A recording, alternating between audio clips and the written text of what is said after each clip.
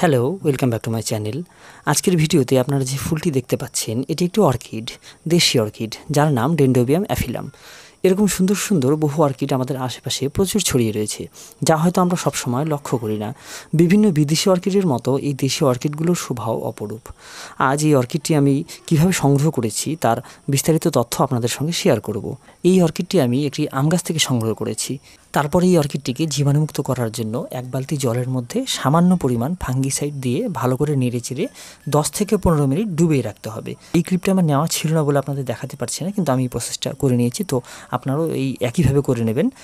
তারপর এই অর্কিডটিকে মাউন্ট করার পালা। মাউন্ট করার জন্য এবার কোনো ছোট্ট কাঠের টুকরো বা যদি কোনো গাছের কাটা অংশ মানে কাণ্ড থাকে মোটা, সেই কাটা কাণ্ডের মধ্যে বা সেই কাঠের টুকরোতে ভালো করে পাটের দড়ি দিয়ে বেঁধে দিতে হবে।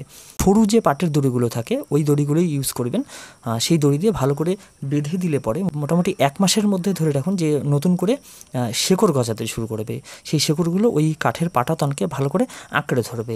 আর এই প্রসেসটা যদি বর্ষাকালে করা যায় তাহলে তো খুবই ভালো, কারণ বর্ষার জল যখন পাবে তখন খুব তাড়াতাড়ি এটা গ্রো করতে শুরু করে, কারণ বর্ষাকালটা গ্রোয়িং পিরিয়ড থাকে।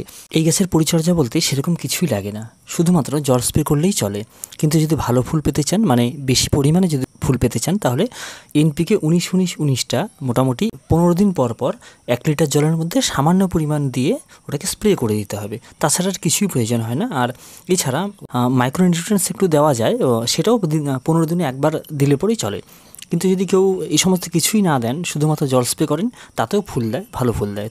এই হলো ডেন্ড্রোবিয়াম অ্যাফিলামের সম্পূর্ণ পরিচর্যা। এভাবেই আমি বেসিক্যালি পরিচর্যা করে থাকি। এর ভিডিওটি যদি ভালো লেগে থাকে তো অবশ্যই লাইক করবেন, কমেন্ট করবেন আর শেয়ার করবেন। আর চ্যানেলে যদি নতুন হয়ে থাকেন তো অবশ্যই সাবস্ক্রাইব করবেন, আর সাবস্ক্রাইব করে পাশে থাকা বেল আইকনটি অবশ্যই প্রেস করবেন। ভালো থাকবেন।